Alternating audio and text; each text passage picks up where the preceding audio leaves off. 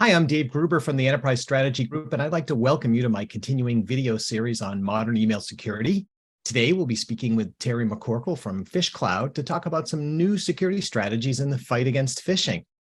Let's start out. Terry, why does phishing continue to succeed as a tactic in so many successful attacks? And why is the industry struggling so much to control it? Well, we see a lot of different things in the industry, but the main thing that we've seen at PhishCloud is that there's been a huge focus on email as a solution and then training individuals, hoping that they can determine and spot phishing attacks to stop them. And it's just been proven over time that hackers will find ways to get things to users. They will continue to evolve those tactics they use. So it's very difficult for users to determine what's safe and what's not.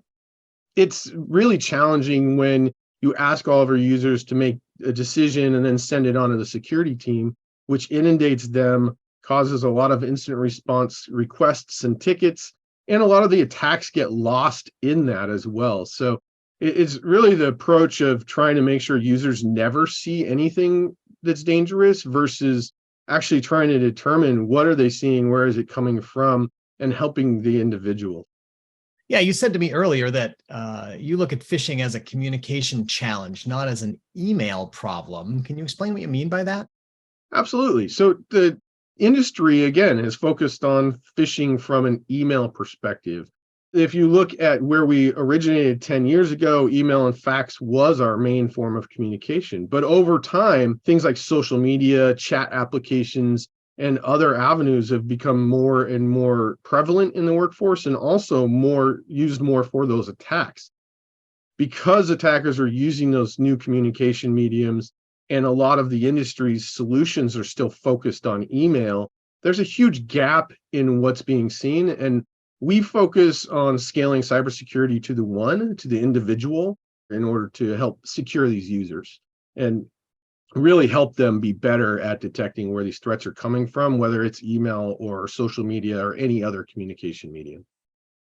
All too often, I hear from IT and security analysts that end users are the problem. You instead told me that end users can be part of the solution. How are you making this happen?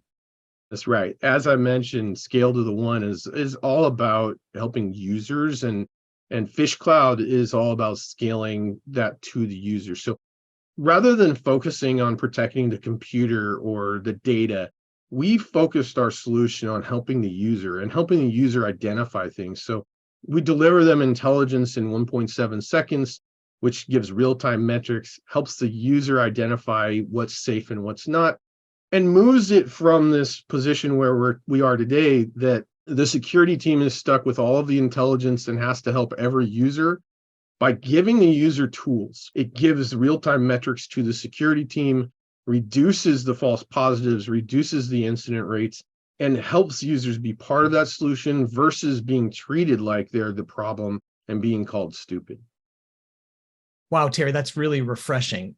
So how does PhishCloud work together with the rest of the security stack? So PhishCloud is designed to fit in with the user, help the user make better decisions, and give them that real-time intelligence in 1.7 seconds.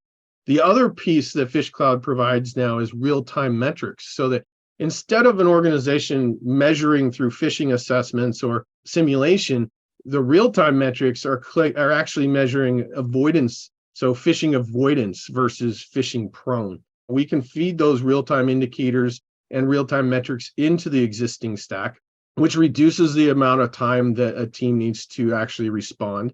It reduces the number of tickets they're receiving because users now actually are part of the solution and have something to help them, and then can actually help with the automation systems and things like that by giving true click level data. So now the user, when they see and click something, it'll actually help them make that decision. And if they make a wrong decision or it's determined that they went to some place in the past, that then gets filtered as a high level event that a team can go help with and actually help the user at that very moment.